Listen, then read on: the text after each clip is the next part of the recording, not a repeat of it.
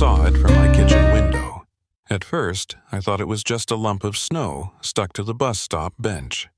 Some small, pale shape bowed low and still, but something about it made me stop breathing, too regular, too quiet, too deliberate to be snow. I blinked and reached for my glasses by the sink. When I put them on and looked again, I saw it clearly. Against the white blur of snow sat a light gray backpack, half buried in ice. The zipper was slightly open, and from that narrow gap, something dark pushed through small trembling breathing so faintly it was hard to tell where life ended and shadow began. I moved closer to the window, my fingers gripping the wooden frame. My heart was pounding so loud I could hear it over the wind. And then, in one heartbeat, I realized it was a puppy. Not just any puppy. A Doberman. 3, maybe 4 months old. So thin I could see its ribs, its coat matted and wet, its nose twitching weakly. It had been shoved inside the backpack, curled into a space barely big enough to fit. The zipper was open just 10 centimeters, enough for it to stick its head out and breathe. The straps hung limp, frozen stiff with snow. And those eyes silenced everything around me. Wide, wet, clear, and filled with something that looked like a question. Are they coming back? It stared straight at the empty road. No people, no cars, just the wind dragging snow sideways through the air. I threw on my coat, pulled my scarf tight, and opened the door. The cold hit my face like a slap. I stepped down from the porch, my boots sinking into soft snow. The whole street was silent except for the wind howling through ice-coated lampposts. Each step crunched sharply beneath me. The closer I got, the heavier my heartbeat became. It saw me, but didn't run, didn't bark, didn't even flinch. It just sat there, half hidden inside the backpack, trembling like a leaf, too tired to fall. I took a slow breath and crouched down, keeping my hands low. "Hey there, little one," I whispered, afraid even my voice might break the fragile quiet. No reaction. Just a faint breath turning to mist right before its muzzle. I looked around. No footprints. No tire tracks. No one. Only snow. Only wind. And this small, forsaken life left behind like something unwanted. When I took one more step, the streetlight hit the backpack strap, revealing a crumpled note tucked in the side pocket. I pulled it out, my hands shaking from the cold. The handwriting was messy, half smeared by melting snow. "His name is Ranger. I'm sorry, I had no choice. Please be kind to him. He's a good boy." I read it again and again, my throat dry and tight. No name, no number. Just 4 sentences that drove straight into my chest. I slid my hands beneath the backpack. The pup tensed but didn't resist. I lifted it gently, holding it against my chest. The weight was so light it chilled me, lighter than a wet blanket. Shielding him from the wind, I walked home step by step. The door closed behind us. Warmth filled the kitchen. I set the backpack down near the fireplace and sank to the floor beside it. Slowly, I pulled the zipper open all the way. He was still curled tight, eyes half open, scanning the room as if any movement might make someone disappear again. "It's okay, Ranger," I whispered. "You're safe now. No bark, no whine, just a quiet breath." And then, little by little, his tiny body began to loosen.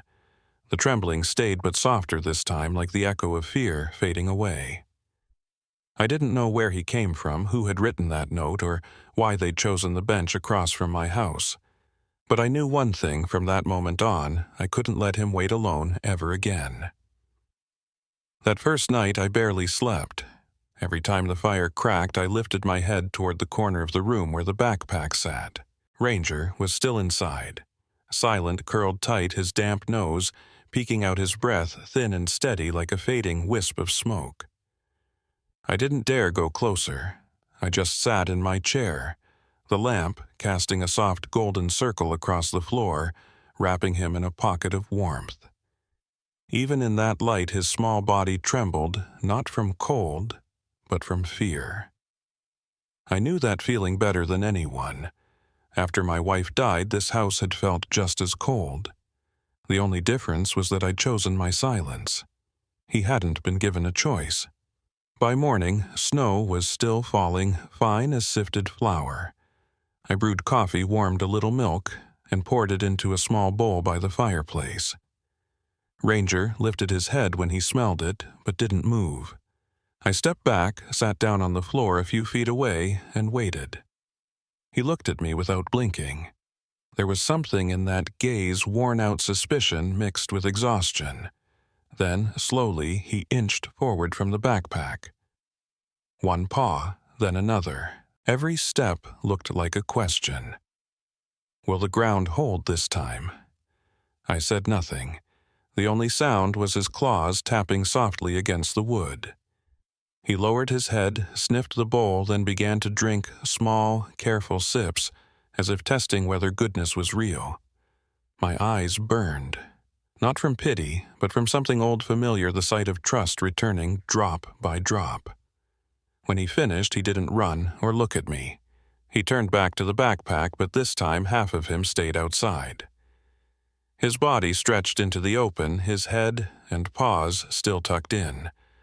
Half the world, half a belief. And that's how it went.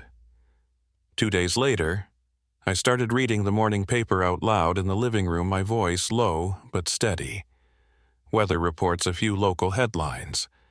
I didn't know if he understood a word, but I knew he was listening, ears slightly raised, eyes flicking toward me before drifting away again. On the third day, I tried something new. I pulled the backpack closer to the fireplace, just a few feet enough for the nylon to catch some warmth. Ranger didn't move. Just watched, then rested his head beside the opening. That evening, while I was jotting notes on the calendar, I saw him step out of the backpack completely for the first time.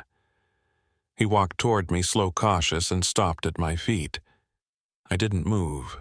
My breath felt too heavy to release. Ranger sniffed at my shoe, then lowered his head just for a second.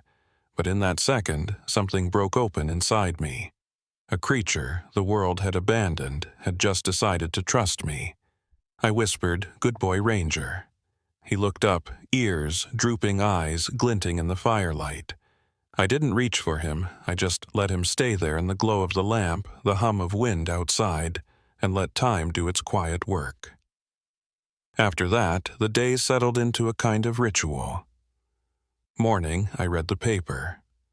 Ranger lay curled by the fire. Afternoon, I warmed milk. He drank, then went back to his spot. Evening, I left a dim light on the door, slightly open. He no longer climbed into the backpack. Instead, he slept beside it, head resting on the opening. I began to notice the difference in his breathing. No more short, broken gasps. It was deeper now, slower, like his body was remembering how peace felt. On the 5th night, a faint sound woke me. Claws scratching wood, not sharp, just gentle, like a soft knock. I stepped into the hallway. A pale glow still spilled from the living room. Ranger was sitting by the front door, staring out the window. Outside the bus stop lay buried in white. He didn't bark, didn't whine. Just sat there, still as a statue. I understood. He was waiting. Not for me. For the one who'd promised to come back, the one who had zipped him into that bag. I sighed and walked over, sitting down beside him without a word. Together we stared out at the snow, listening to the wind and the rhythm of our own hearts. Then I said softly, almost afraid to disturb the night little one, "Maybe they won't come back. But I will." He didn't turn his head, but his tail moved just a tiny flick, a quiet touch of faith. Enough for me to know he'd begun to believe this place wasn't just temporary anymore. 3 days later, the snow still hadn't melted. Mornings in Spokane dragged slowly, as if the whole city were holding its breath.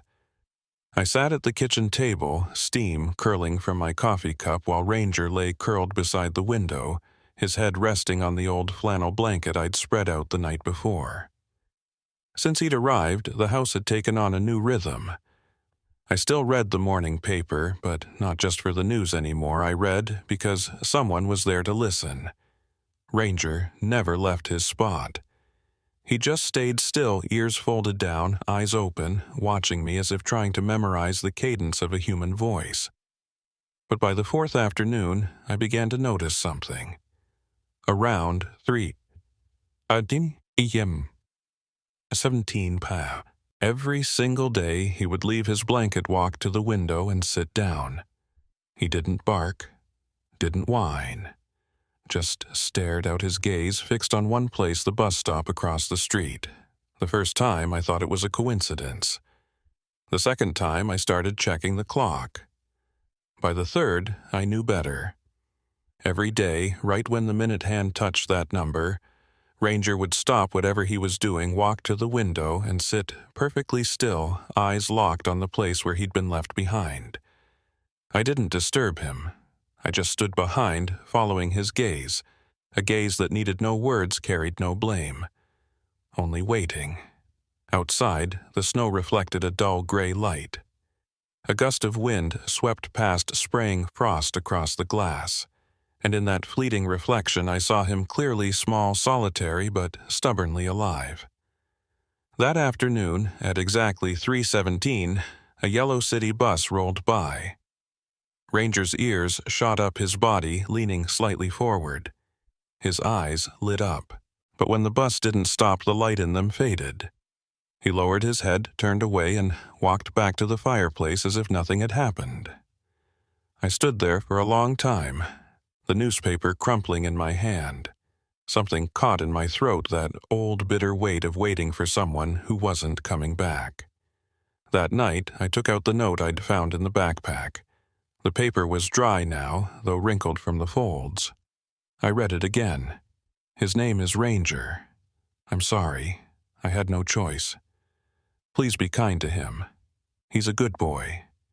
Just 4 short lines, but I read them over and over, as if there was something left unsaid between them.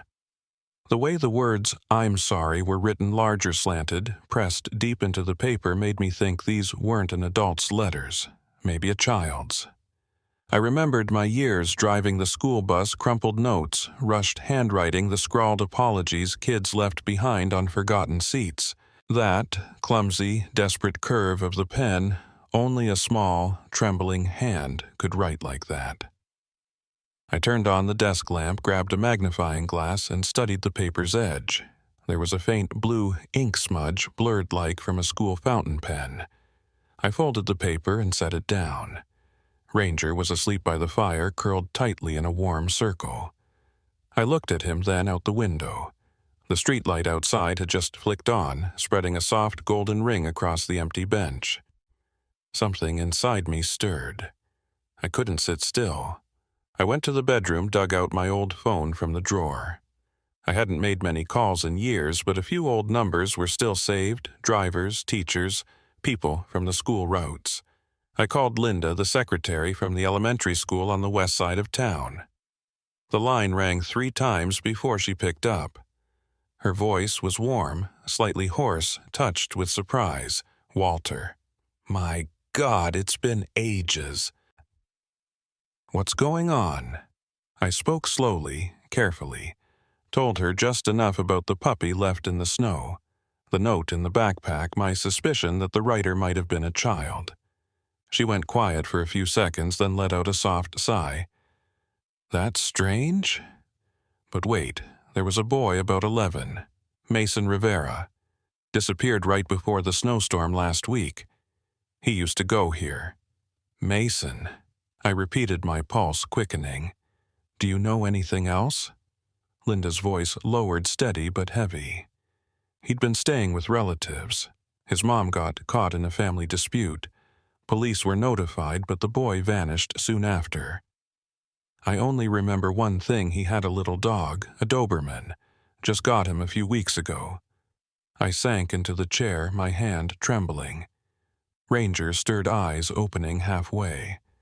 "Linda," I said quietly, "that boy Mason, he might have written the note." There was a long silence on the line, only the faint sound of wind over the phone. Then she spoke soft and sad.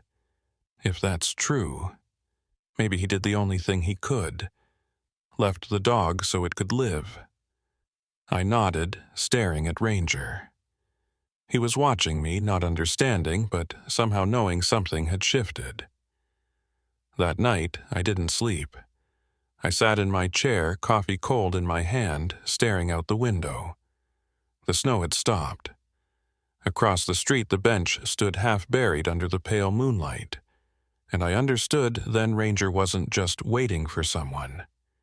He was keeping a promise for a boy, a promise written in shaky ink on a piece of wet paper that refused to be forgotten. The next morning, the snow had stopped. For the first time in a week, the sun appeared pale and uncertain, as if afraid to disturb the quiet that had settled over the city. I brewed coffee, its faint bitterness filling the kitchen air.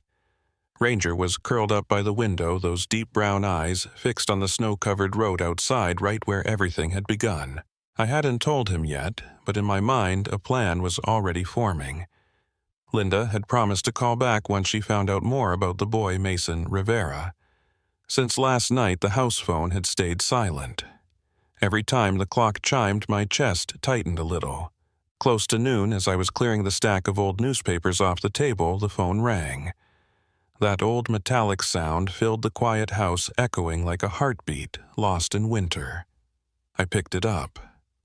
Walter Linda's voice came through hurried, but still carrying that steady warmth I remembered. "I'm here. I've made a few calls," she said. "Mason's alive. They found him after the storm. He's been placed with a foster family under juvenile care." I held my breath. My God. Linda continued slowly, as if worried I might miss a word. "He's in Cheney. That's only about a half-hour drive from Spokane. The family's good people. They say he's doing okay, but there's something else." "What is it?" "He won't sleep alone," she said softly. "Every night he keeps asking, 'Did anyone find Ranger yet?'" I leaned back against the wall, gripping the receiver so tightly it hurt. That one sentence felt like a hand tightening around my heart. Ranger was lying by the fireplace, his head resting on the old backpack, occasionally lifting his ears when he heard my voice. "Can you give me their address?" I asked. Linda hesitated. "I'll need their consent, but I can speak with the caseworker in charge." "Walter, do you really want to meet the boy I don't know?" I said quietly. "I just think they both deserve to know the other's okay." There was a long pause on the line. Then Linda said softly, "All right, I'll try. The family's name is Klein Shannon and Dave Klein. If they agree, I'll call you back." I thanked her and set the phone down, standing there for a while in silence. The only sounds were the crackle of wood in the fire and the faint whisper of wind brushing past the chimney. I looked at Ranger. He still didn't know that everything was about to change. I knelt beside him, running my hand gently down his back. "Hey, little one, I think we found your person." His folded ears twitched. He didn't understand the words, but somehow I knew he felt it. His breathing slowed, and he lifted his head toward me, his eyes calm, yet so deep I had to swallow hard.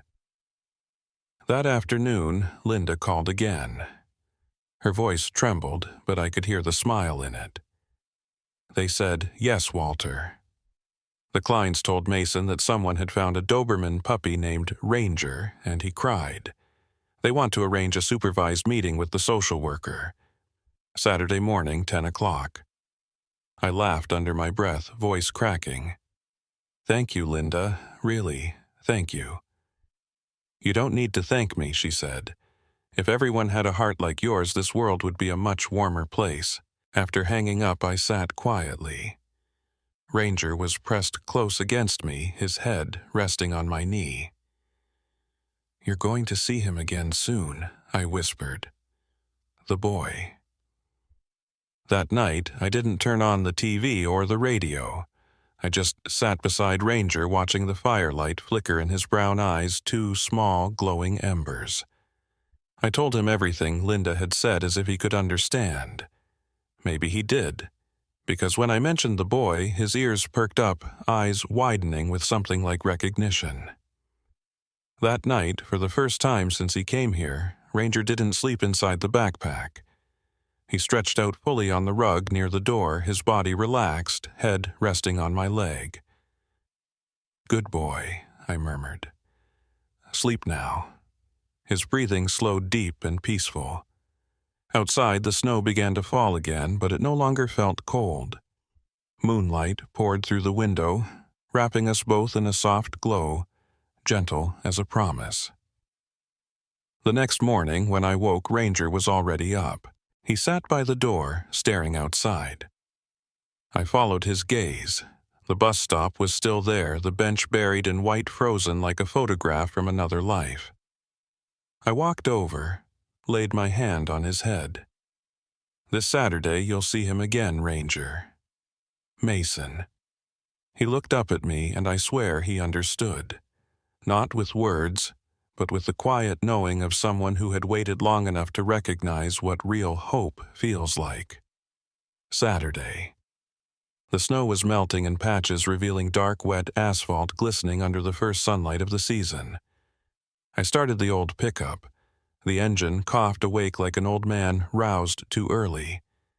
Ranger sat in the passenger seat, his head resting against the window, eyes fixed outside with an expression I'd never seen before. Something between excitement and fear. The road to Cheney wasn't long, but I drove slowly. Bare trees lined the way, their branches reaching skyward like thin hands raised in the fog. I didn't turn on the radio. The only sounds were the soft whistle of wind through the cracked window and the steady rhythm of Ranger's breathing. A few hundred yards from the Klein's home, I pulled over. I leaned down, looking at him. "You ready, buddy?" I asked quietly. Ranger turned toward me, eyes wide, ears tilted back. He didn't understand the words, but he understood the feeling. His tail gave a faint single thump, a small nod in its own language. The Klein's house was modest, with a red roof and smoke curling gently from the chimney, a warm ember in a field of white. I led Ranger out, holding the leash loosely. I didn't need it. He didn't pull, didn't resist. He just walked beside me, silent, but guided by something that felt like faith. A middle-aged woman opened the door. She smiled softly. "Mr. Briggs," she asked. "I'm Shannon Klein. Please come in." Her voice was calm, gentle, but I could hear the emotion trembling underneath. The living room was bright and homey. A fire crackled in the hearth. Children's drawings covered the wall. One caught my eye, a boy and a dog drawn in messy crayon lines. Underneath it, the words, "Me and Ranger forever." My heart clenched. A door opened down the hall. A thin boy stepped out, messy brown hair and oversized gray hoodie swallowing his frame. The moment his eyes met Ranger's, time stopped. Ranger froze.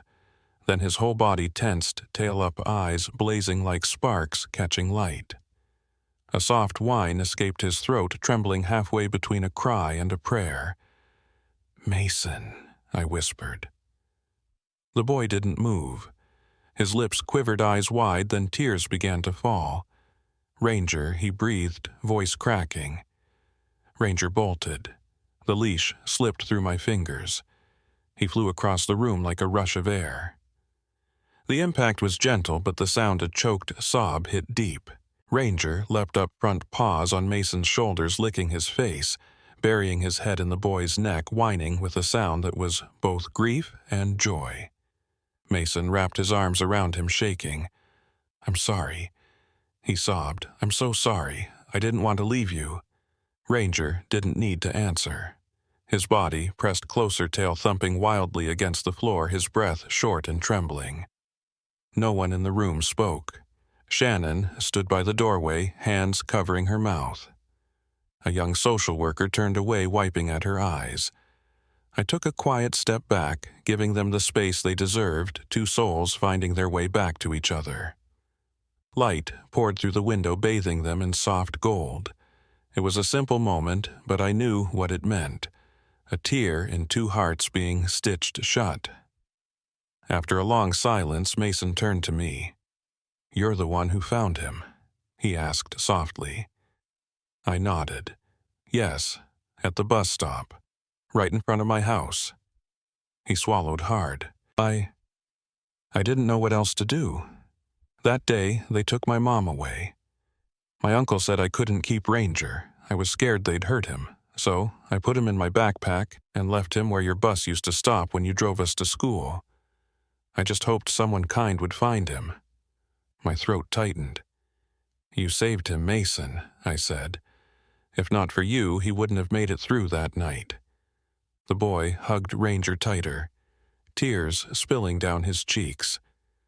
"I missed him every day," he whispered. "I just wanted him to be warm, to have food, to be okay." Ranger whimpered softly, licking Mason's hands before resting his muzzle on the boy's knee, eyes closing in peace. No words. Just two heartbeats sinking back into one. Shannon came up beside me, her voice barely above a whisper. "You know, she said Mason hasn't smiled since he got here. Not once. Until today." I smiled faintly, the tightness in my chest loosening. Maybe because he finally remembered what it feels like to believe in something good. A few minutes later, the social worker reminded us they'd need to complete paperwork before Ranger could stay longer. Mason nodded silent but calm, and I saw it, that glimmer of hope in his eyes, the kind that only true love can reignite. Before leaving, I knelt beside Ranger. He looked up at me, eyes glistening. "You stay here, Ranger," I whispered. "You're home now." He licked my hand gently, then turned toward Mason as if to say the decision was right. As I stepped out of the door, I heard Mason call after me, voice trembling but clear. "Thank you, Mr. Briggs. I'll never forget." I turned back and smiled. "I know, kid. Neither will he." Ranger stood in the doorway, the wind brushing through his thin black and tan coat. His eyes no longer held fear, only peace, and something that felt like gratitude. I climbed into the truck and looked through the rearview mirror. Mason was kneeling in the snow, arms wrapped around Ranger. Snowflakes drifted gently around them, dusting their heads, boy and dog, bound together again by the simplest truth in the world: love never really leaves. A week after the reunion, my house returned to its familiar quiet. No more tiny footsteps tapping across the floor. No more brown eyes watching me every morning. Even the fireplace seemed quieter now, just the occasional crackle of burning wood. But unlike before, this silence wasn't lonely anymore. It had the shape of something complete. Every morning, I still brewed my coffee and sat by the window looking out at the old bus stop, the place where everything began. I thought about Ranger and the boy, Mason, wondering how they were doing. One afternoon, the phone rang. It was Linda. "Walter," she said, her voice bright, "I've got good news. Ranger's doing great. Mason's been smiling nonstop since that day. They're inseparable." I smiled, my chest warming and aching all at once. "That's good. They found each other again. That's all that matters." I sat there listening to the wind slip through the window frame. And in that stillness, I understood sometimes the best thing you can do for someone is to return them to where they truly belong. A few days later, Ranger and Mason came by to visit. The boy jumped out of the car and ran to me, wrapping his arms tight around my waist. Ranger circled my leg's tail, wagging furiously. I laughed and reached down to stroke his head. "You've gotten bigger, Ranger." We sat together on the porch. Mason told me stories about school, while Ranger lay between us, soaking up the sun. The afternoon light shimmered on his black and tan coat, glowing like small flames. Before leaving, Mason handed me a photo, him and Ranger by a window, sunlight spilling over them. Scrawled across the bottom were the words, "Thank you, Mr. Briggs, for helping us come home." I watched as they drove away, their figures fading into the gold of the afternoon. I didn't feel sad, just peaceful. Ranger was home, and maybe in some quiet way, so was I. Spring arrived. The snow was gone. Across the street, the bus stop was busy again. Kids in red jackets, backpacks slung over their shoulders, waiting in the pale morning sun. Every time I saw them, I thought of Ranger of that first day he sat shivering inside an old backpack, eyes fixed on the road waiting for someone who never came back. I still keep that backpack. It sits on the wooden chair by the window. It no longer smells of cold, just a faint mix of soap and sunlight. I've never washed it again. Some part of me wanted to preserve it exactly as it was a small relic of the miracle life once sent my way. Mason still calls sometimes. He tells me Ranger's growing fast, eating well, and is about to start therapy training because he's calm and gentle with people. I laughed. That sounds like him, I said. He doesn't talk, but somehow he makes people feel heard. There are days I think I'm a bit like Ranger, too quiet, not good with words, just someone who stays beside others long enough for their fear to fade. Maybe that's how creatures like him teach us love, not through promises, but through presence. One afternoon, Mason sent me a picture. Ranger was lying beside a hospital bed, his head resting on the hand of a sick child. The caption beneath it read only 4 words. He's doing it again. I stared at that photo for a long time, unable to speak. I knew that wherever life took him, he carried with him the one thing we'd both tried to hold on to, the quiet, unwavering loyalty of a good heart. That evening, when I turned on the lamp, the light fell on the framed photo by my window, Mason smiling, Ranger's head resting on his leg, snow falling softly outside. Everything in the picture was still, but I could feel the connection between them more clearly than any sound, and I thought maybe that's the greatest mystery of animals. They don't speak. They don't make promises.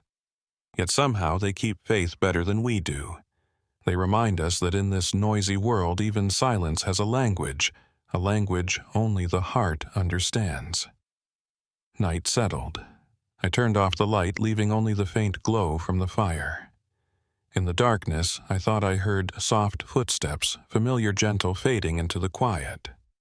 I didn't turn around. I just smiled, knowing that wherever Ranger was, he was still standing guard over someone's peace, just like he once did for mine. Thank you for staying with me until the end of this story. If you've ever loved an animal, you'll understand sometimes they are the ones who teach us what love truly means. No demands, no judgment, just silent presence until we remember how to trust goodness again. Ranger didn't need words to change my world. With nothing but his eyes, his breath, and his quiet loyalty, he showed me that every living soul deserves to be heard, to be loved, and to find their way home. If this story touched your heart, help me share that truth.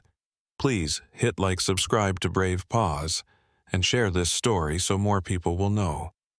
Somewhere out there are still eyes waiting to be seen, hearts waiting to be reached.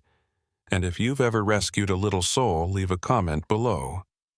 Tell me, how are they doing now? Because who knows? Your story might be the next small miracle someone needs to hear.